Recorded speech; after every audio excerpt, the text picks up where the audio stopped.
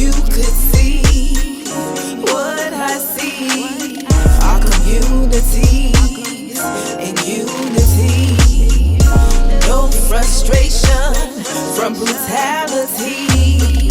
With our black nation, a reality.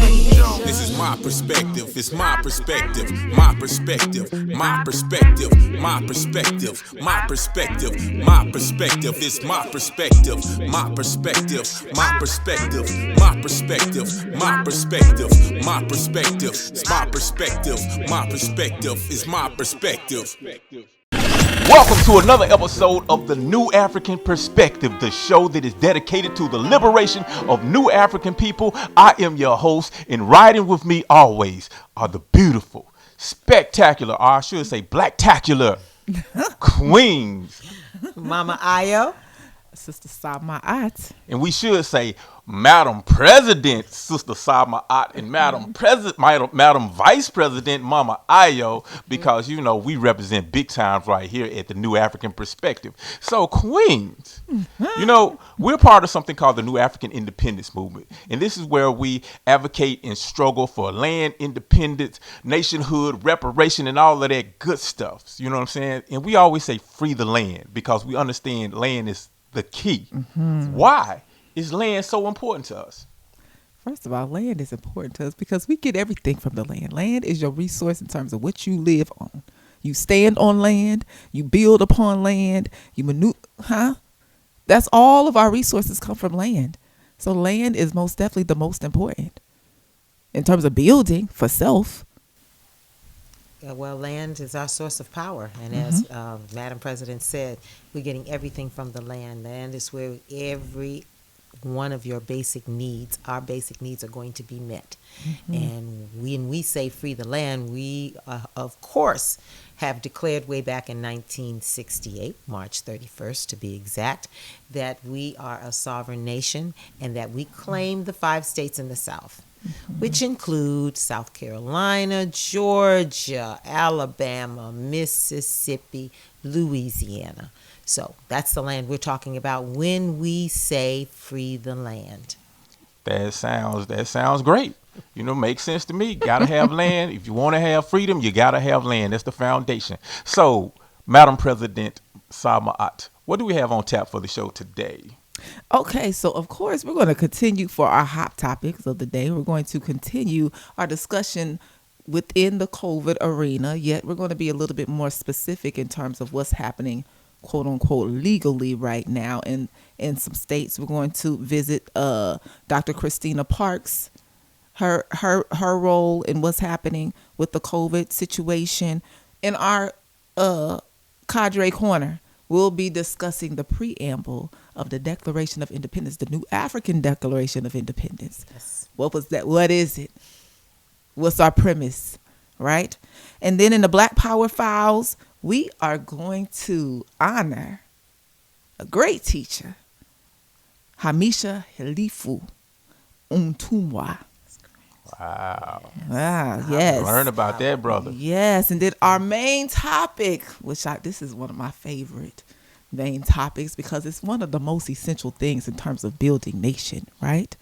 Is constructive self-criticism and constructive criticism. A lot of people don't even understand that concept.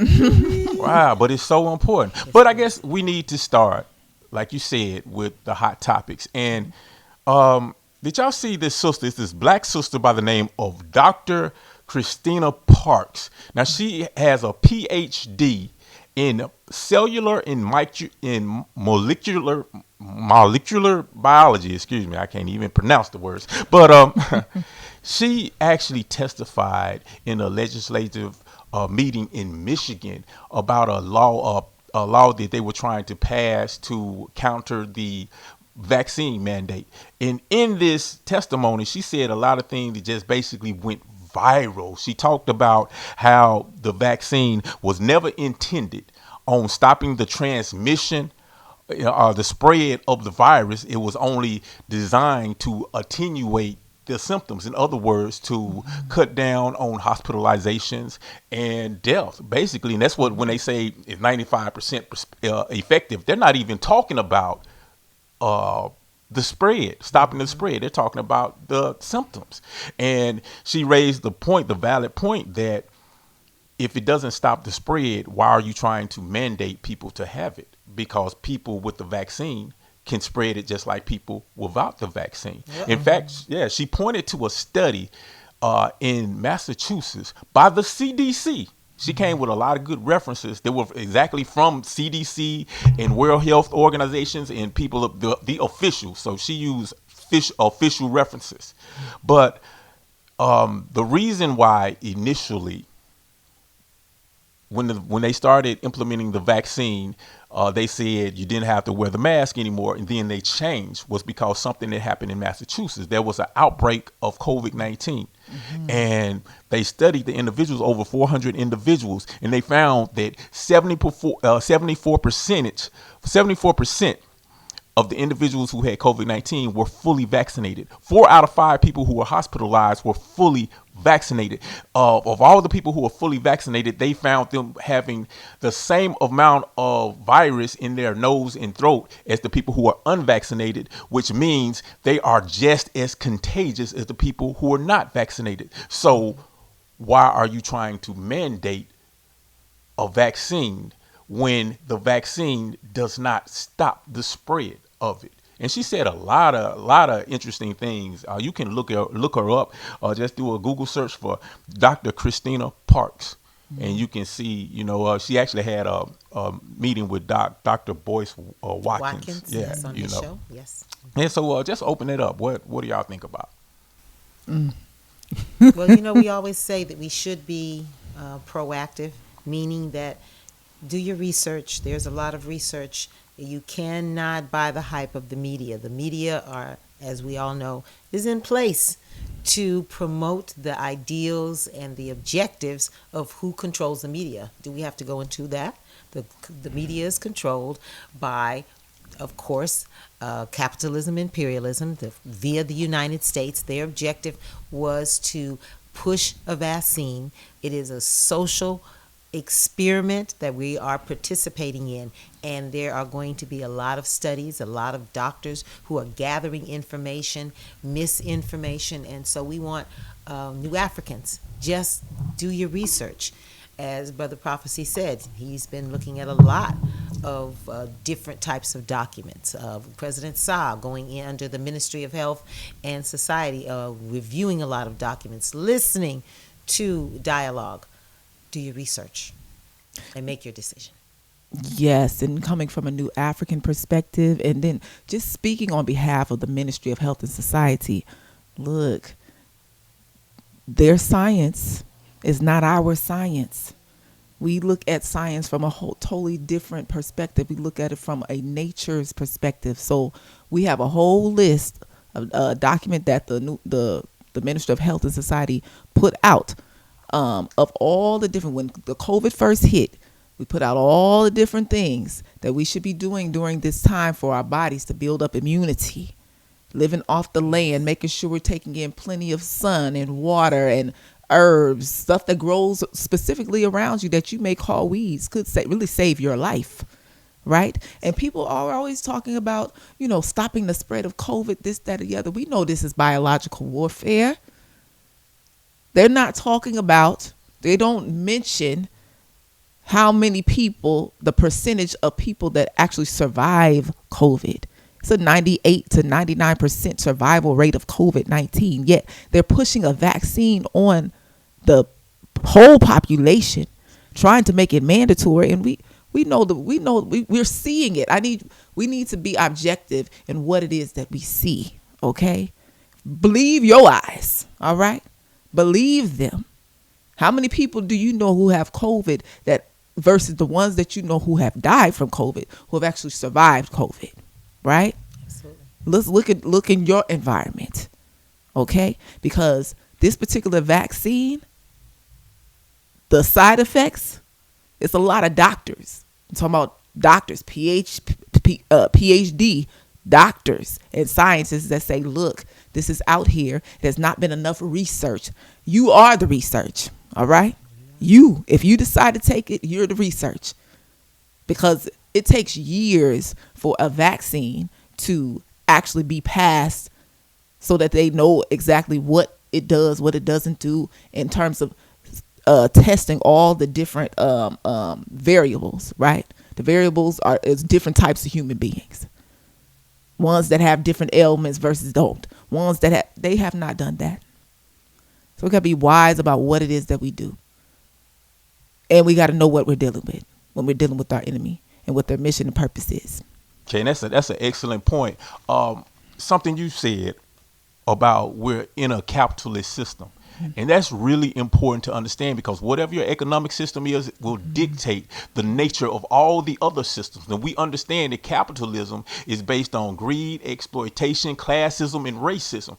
Therefore, you're going to find those same elements even in the medical industry, the medical pharmaceutical industry. And when you look at just some of the details, the interesting details about this COVID thing, like you said, Madam President, it has a very high survival rate, but they're pushing a vaccine mandate, but they're suppressing anything else that may even could slightly be effective in the fight against COVID.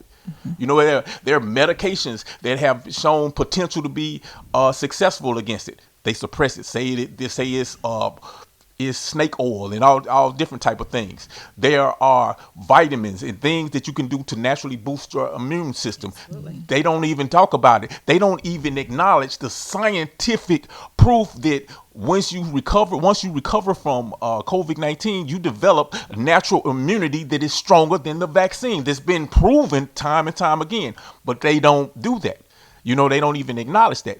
Anything that could take any kind of steam away from the vaccine, it is suppressed. And when you look at the other facts, the first 16 countries that received the vaccine were the 16 richest nations on earth. There are so-called undeveloped countries that are not wealthy, that have like 2% of their population have the availability of the vaccine. So it's obvious that they're following the money. Initially, when they were talking about, okay, we need a global strategy for this. So if the vaccine was a viable strategy for this, they were saying, well, we need to open it up so every country has the ability to produce and distribute the vaccine. But people like Bill Gates was like, no. We need to make sure that we have it patented so only these few select corporations can benefit from it. That's capitalism. So capitalism is not about making sure that everybody has what they need to survive and thrive. It's about making the most amount of profit for a very small ruling elite. And that's what you're seeing in this vaccine, in this whole COVID thing. They don't really give a damn about the survival rate, because we could survive this. We are surviving it. Yeah, India, and I'll try to make this point quick. India did a great job of dealing with the Delta variant. When everybody was getting, hit with the Delta variant, they produced a home medical kit and gave it free to everybody. Even the World Health Organization acknowledged it, said, they did a great job. But one thing they didn't acknowledge was part of their health kit was a drug called Ivermectin. And that's a drug that a lot of people say, hey, this is helpful, it works. And the mainstream media has been saying, no, there's a horse dewormer and all this type of thing, even though doctors have been saying it actually works, and they suppressed that part, even though over in India, which they praised the job that they did for it, they swear by it. They said that this was key in reducing the amount of cases of COVID-19, but come on now. Like you said, you just talked about capitalism. The medical industry is business. It's big business. Even though you're getting a free vaccine, every place you can get a vaccine for free.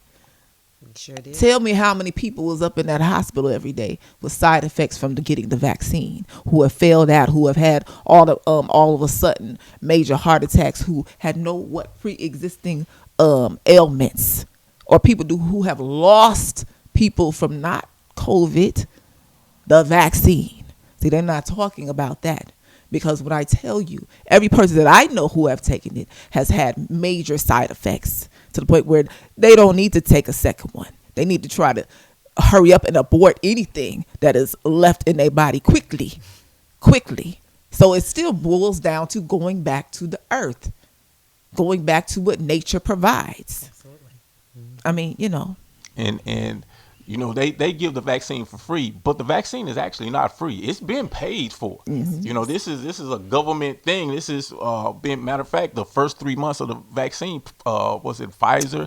They made like over like $3-4 billion in the first few months. So they're making buku's money. That's why they issue the vaccine to the wealthiest countries, because you get these government contracts, and it's just a big money grab, you know, with everything under this system, with the school system. That's why everything is corrupt. You know, why you have people in schools who have too many students, because the more students you have, the more money the government gives you. So they don't care about if the students get a proper education. They just care about getting as much money as you can. Same with social work. Same with every industry in America. They don't give a damn about the people. All they care about is making as much money as you can. It's constantly sucking you dry. Like he said, you get it's already paid for. You pay your taxes, and then you paying doctor bills after that. After you done paid for your poison and you trying to pay for your revival. Exactly. Let's move on. What's going on? Because I heard something about a tribunal that's going on. Oh, yes. October 22nd, 23rd, 24th, and 25th, there is going to be a tribunal. Well, now, what is the tribunal about? It is charges against, of course, crimes against humanity for Black people, brown people, and indigenous people. It is called the Spirit of Mandela. Spirit of Mandela Tribunal. Crimes against humanity, and you know that it's big, that is happening all around the world. And a group of individuals and organizations and movements are putting this tribunal together. And we want all new Africans to go to the website, register. We can no longer accommodate anybody face to face, and you know the reason why in New York. But you can participate via Zoom, and we want to encourage everybody to listen to the dialogue, because it's a tribunal. That means the judges that have been selected will try this case, evidence produced, and definitely on Sunday, the results of the tribunal will be shared with any and everybody who is listening in. And I think it's a good educational time. It's a good time for you in the audience and I in the audience to take our notes, go back to our various movements, and have this dialogue, because you and I know reparations, crimes against humanity, the offenses against our political prisoners and prisoners of war are all going to be addressed, and more, of course. But we need to have a stand. We need to have a collective stand on this issue, because reparations is definitely one of the topics, one of the items that has been included in our next document that we'll be talking about, Brother Prophecy. So I yield. Did you have anything you wanted to contribute to that? I mean, you don't have to. Not at the moment. No, because then I would we get into a whole nother topic. Okay. Yes. Okay. No doubt. But with that, we have a Cadre Corner coming up. What are we going to be discussing? In our Cadre Corner, what are we going to be discussing? We're going to be talking about the Preamble. Oh, okay. All right. So you want to make sure you check out that. We'll be right back right here at the New African Perspectives. Free the land. I am out. It's time for a revolution. Next step in your... Europeans murdered 98% of the indigenous population right here in Turtle Island in order to steal the land. An entire nation of African people were captured and forced into a brutal system of chattel slavery just so they could work and cultivate the land. All wars are fought over land, not over terrorism, not over religion, not even to win the hearts and minds of the people, but for the actual land and the resources within the land. So it is safe to say that land is the foundation to all freedom. So if we truly want to be free, then our struggle is for land. Free the land.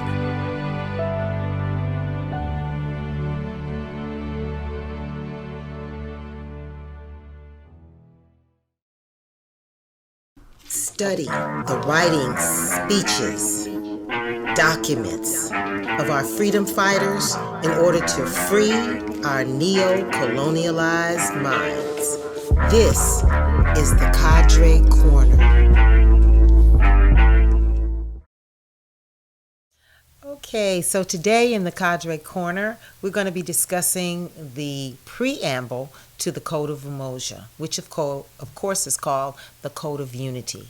This document was written March 31st, 1968, after there was a 3-day convention. We hear that there were over 500 delegates from all walks of life, all types of organization, movements, and it ended up with, of course, this beautiful Code of Umoja that has been in existence almost 54 years now.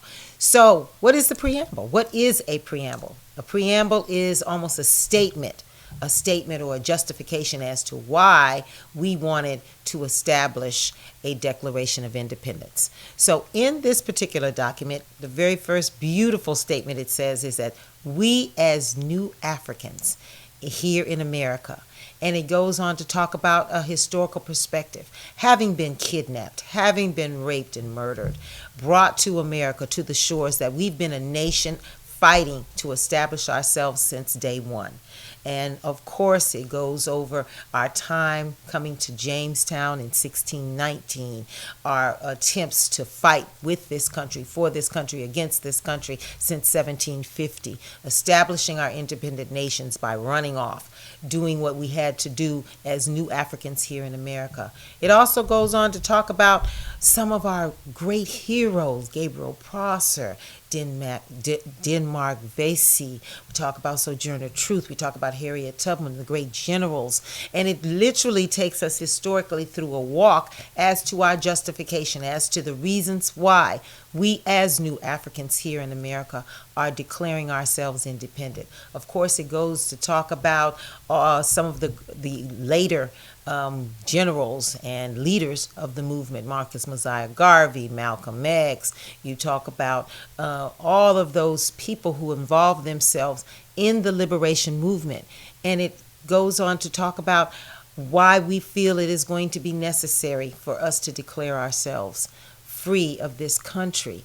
It also talks very beautifully about that as new African citizens in our land that we're getting ready to establish, our rights, our connection to the Geneva Convention, our international human rights. So it gives us kind of an overview of what we're getting ready to go into when we talk about our Code of Umoja that involves the creed and so on. So this document I love to read time and time again to refresh my memory as to why, what were the justifications, why during that time, 1968, was there a need for black people to declare themselves as new Africans. Okay, so what you're saying is basically the preamble is like a foundation to what we really need to know as new African citizens. Am I correct by saying that? Absolutely, absolutely. So where can we find this document?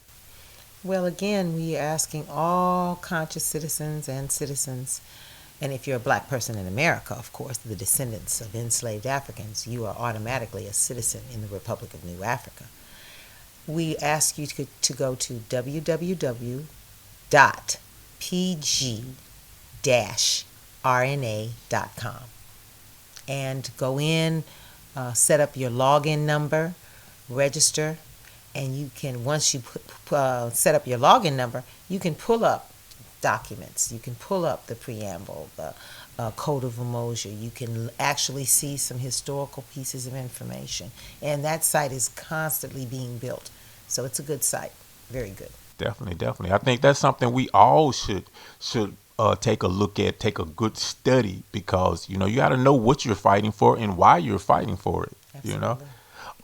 Which kind of leads us to our topic.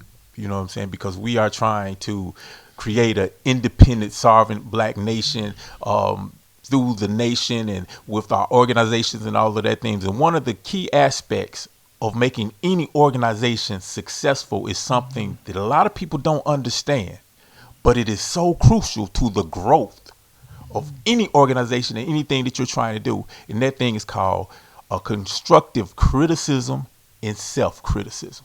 Am I correct by saying that? Absolutely. Yes, Absolutely. yes, indeed. One of the most important things, because if you have a particular goal and objective within your organization or within this particular movement, with it, self-criticism and constructive self-criticism, it is the most, it's imperative, because we are literally going through a transformation process. It's self-development, transforming ourselves into being what it means to be New African, because we've been in this particular system for so long and we've developed so many different habits and so many different somebody else's moral code. We have our own moral code. We have to make sure that we are in alignment with who we are truly aspiring and striving to be, so that we can actually get there.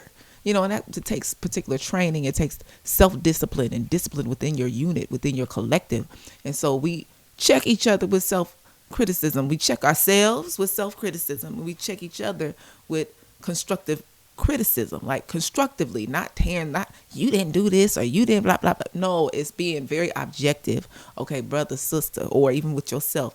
If this is the goal, all right, Si, you know, you need to sharpen up on that. You can't do this anymore. Like it's imperative, or whatever we are building will not get built. And it's very, very, it's a beautiful process to see, because a lot of times when we implement constructive criticism and self-criticism, we are usually in a study unit, you're in a study group, and you're implementing this because, of course, the way we have designed it in our rebuild process for the Republic of New Africa is work, study, and of course training. So when we go over pieces of information and there's been some work assignments, at the end of the day, if something went well, always, of course, congratulate ourselves, but also looking at stuff objectively as to what could have been done better, because we're trying to perfect, we're trying to do better always. And a lot of times we have to moderate our words. We have to make sure that it's coming from a place of love, because that is exactly what we're trying to do, is to love ourselves and to love our brothers and sisters as we love ourselves, and to make sure that what you are presenting isn't an attack, as President Sa said. In other words, not being subjective. And it's easy to tell what is subjective versus objective.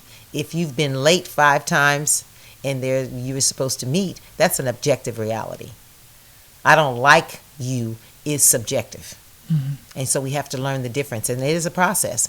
But I believe that when we utilize it, people grow, we find our personalities, we are able to internalize. Do you think anybody likes to be criticized? No, because we feel like we are perfect beings. And when we have to receive criticism, you have to take a breath, and you have to objectively say, is this right? Is this what everybody perceives of me? You have to internalize it and say, okay, I'm going to do better. Make that apology and show that you're going to do better. And I yield. And I think, well, first of all, y'all made great points. But we have to really understand the constructive part. Like, meaning we have to understand how to give criticism, as you all already have beautifully articulated. You know, it has to be constructive, and it has to be designed to elevate, to make better. You know, matter of fact, this is a process that should be ingrained in anything that you do. You know, it's when you get finished, you have to ask your question. Okay, what did we do well? Those things that we did well, we want to build on them. What could we have done better? You know, and we want to correct those things. This is how a process of growth actually happens. Growth is not something that's supposed to be easy and comfortable. If we're all just saying, oh, I like that, I like that, I like that, you're not growing. Right. You know, what you have to say, well, brother Prophecy, you could have did this better. I like this. You know, we need to continue building on this, but I think we need to correct these things right here. And the other part of giving, of knowing how to give criticism, is we have to know how to accept criticism. Yes. You know, we have to understand that, and we have to understand how to do self-criticism, how to look at yourself and examine yourself to be like, what can I do better? Because the ultimate goal is to better the organization so we can reach our goals and our objectives. That's what we're trying to do. It's nothing personal. You have to take the personal feelings and emotions out of the equation, because we're trying to gain something that is bigger than ourselves. You know, we have to have, everybody has to have that mindset, you know, in order for us to accomplish our true goals and objective. And we need to do that. That needs to be a part of, you know, anything we do in our lives, period.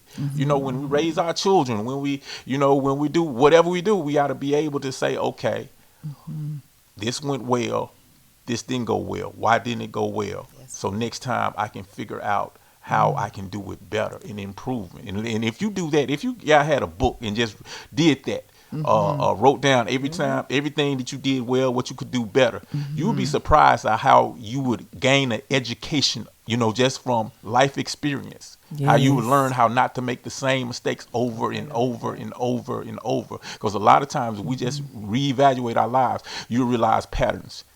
Okay, this keeps on happening because I keep making these same mistakes over and over. And part of breaking a mistake, or part of breaking a bad habit, is becoming conscious or becoming aware of that you're making these habits. So criticism, self-criticism, essential, important, but so misunderstood. It is. It really is. And you said, I love the word why. You know who says why a lot? Children. You know, and because and adults so crazily say, because I said so. No, children want to know why, because they are absorbing from their environment and observing what has to take place. They want to figure out how they can get to their end goal, right? And if they know all the whys and what they need to do to get, they're going to get there by any and all means necessary. Because as we build our nation, we are scientists. We scientists. We have to be specific, like Brother Prophecy says, looking at your own personal cycles, refining yourself every single day. This is what this is about. We want to create this magnificent society. Yet, who creates a magnificent society? Magnificent people. You know, and we want to make sure that we are striving to be the very best people that we can be in terms of high moral character. The Code of Umoja, our Code of Umoja, which is our Constitution, talks about being of high moral character. We have a new African creed that we live by. These are the things that we are refining our life by. You know, my name is Ma'at. So that the laws of Ma'at, universal law and order, standing in truth, speaking our truth, being very honest with one another, that is love. Yes, it is. Living in righteousness in our relationship with ourselves and relationship with the earth, that is love. Yes, it is. That is magnificence. And everyone this is the buzzword now, self-work. That's the buzzword, the new buzzword in all arenas, doing your self-work. Man, know thyself. Man, heal thyself. And it's definitely very, very apropos in the new African independence movement. We have to learn to love one another again, to work with one another for our common goal. What does that love look like? What does our love language look like? Part of our love language as we are moving in our rebuild process is constructive criticism and self-criticism out of love and the desire to free the land. Exactly. Ashe. Exactly.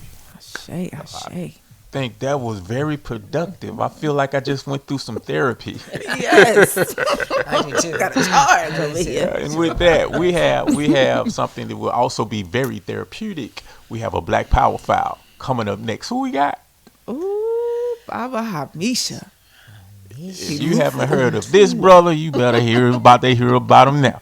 We'll be right back. Free the land. Burn down your institution. It's time for revolution. It's time for revolution. There was a study that came out of Israel about natural immunity, and basically the headline was that natural immunity provides a lot of protection, even better than the vaccines alone.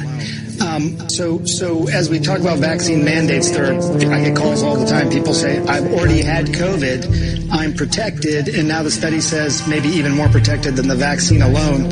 Should they also get the vaccine? How do you make the case to them? You know, that's a really good point, Sanjay. I don't have a really firm answer for you on that. The question is, what do you do when you start mandating vaccines and people who've had COVID are then told you also have to get this, or you can't work, or you can't do this, you can't do that? If you want to create distrust, anger, resentment, and then the next pandemic that comes along, no one listens to you, this is the way to do it. Leaders, scholars, freedom fighters, all those soldiers who've been struggling for the liberation of black people. This is the Black Power 5. Racism is white supremacy, and white supremacy is a global system. It is a global system that supports and maintains white privileges, that supports and maintains Western civilization, that supports and maintains the continuous domination and control of people of color in general around the world, and black people in particular in Africa, South America, and all the Americas. We got to be able to take care of our own children, take care of our own race, take care of our own people all around the globe. We got to be restored to our tradition of greatness. We've got to understand that our oppression continues because we as a people lack the power to control our own lives. And the only way to gain that power and end our oppression is the building of an independent, sovereign nation. We must do that, brothers and sisters. If you don't, you are doomed. Okay, and those were the wise words of the one and only Brother Hamisha. What's his whole name? Hamisha Halifu Umtumwa. That's a powerful name. Powerful name. From a powerful brother, a powerful leader. He was right here in Ida B. Webb City. He was a master teacher, a master organizer. He started many collectives right here in Ida B. Webb City. He's a big instrumental in the New African Independence movement right here in this city. He was actually able to transform a countless number of people who were behind the prison walls, their mentality from a criminalistic mentality to a revolutionary mentality. He is responsible for a lot of powerful people who are in the movement today. He's the one who first raised the consciousness and taught us about the New African Independence movement. He's actually was a prisoner of war at one time, spent over 20 years in the prison system because of his activity in the movement. Got out and began to organize and teach, and a brother who transitioned. When did he transition? 2019. It was around 2019, and he left a legacy behind him that is strong and powerful, and actually still going on today. A lot of things that you see in the New African Independence movement, he's directly responsible for, or directly influenced. Brother Hamisha. Brother Hamisha. And I would just, go ahead. Go ahead. I would just like to speak of Baba Hamisha's character. His character was unwavering, okay? Period. Point blank. Very unwavering, laser focused, major strategist in terms of how. We know what, but how, right? The how was Trump tight, okay?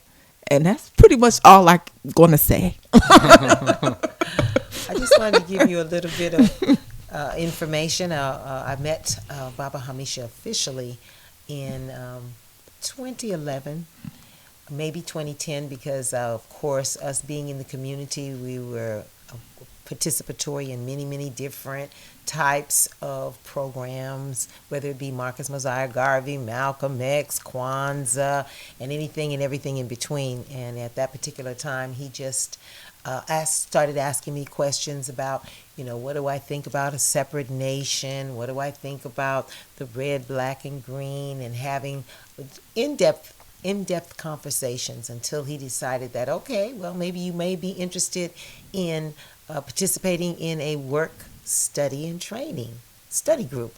And of course, I was very, very interested because of my history with the All African People's Revolutionary Party. I said, oh, that sounds really good. And I can say that my knowledge about New Africa, my devotion and my redeveloping love for New Africa was because of Baba Hamisha and challenging us beyond what we had to dig deeper, to study more, put those things that we've studied into action, to be of service, creating programs, even creating, particularly because he was very, very focused on establishing children's schools and programs. He really encouraged us to do that, and unfortunately he battled for a couple of years with cancer. It did end up spreading, and of course he eventually transitioned, but I will always consider him to be a master teacher, a major influence in how we journeyed into being more active, becoming a literal conscious citizen worker, and then moving on and participating in the election process and just reaching out and knowing more and more New Africans. So, Baba Hamisha, rest well. Make sure you are in the legions of warriors who will be at our side when that Liberation Day comes. Ashe. Definitely. Ashe. This our comrade, dear brother, dear elder, dear ancestor, he was something serious. Everybody who knew him knew that this brother did not play. I've seen him be in the presence of some of the hardest cutthroat killers, and he just have them shaking in their boots because it's just like when you know something, when you see it and you know that it's real, I mean, you can't deny it. He was one of these type of brothers, no nonsense brother, and he'll tell you. I mean, he used to organize with gangs, and I've seen him talk to gang members and all of this hard stuff on the streets. Oh no. It was nothing like that. I've seen him be like, okay, and with him being as hardcore and as real and as serious as he was, when you get to know him, he's one of the funniest brothers you ever want to know. Hilarious. I said, you need to be a New African comedian, okay? Yeah. You are hilarious. He definitely was. Bespoke truth. Yes. You know how comedians lend truth and reason and they put it in a comedic way because things are funny. As we live, I think we forget to laugh and live. And he did not forget about that, okay, at all. He was serious. Yet he'd have us cracking up for real. So yes, we call your name. Ashe. Yes, Ashe. So I think we had another successful show. Yes. Did we enjoy it? I think I like the whole new environment, more laid back and stuff like that. I think it's kind of working. I don't know what y'all think. We leave a comment or something. Oh, I guess I need to do this. Hit the like button, subscribe, do all that good stuff. Yes. I'm told that's what we're supposed to do when we're doing these podcasts and stuff like that. Definitely like it. Forward New African Perspectives, and tune in always. Tune in. Next week, another dynamic show. I am your host, Brother Prophecy, for Madam President, Sister Sama and Mama Ayo Deli. This is the New African Perspective. Free the land. I will. By any and all means necessary, we will win this war. Time for revolution. Next step in your evolution. Burn down your institution. It's time for revolution.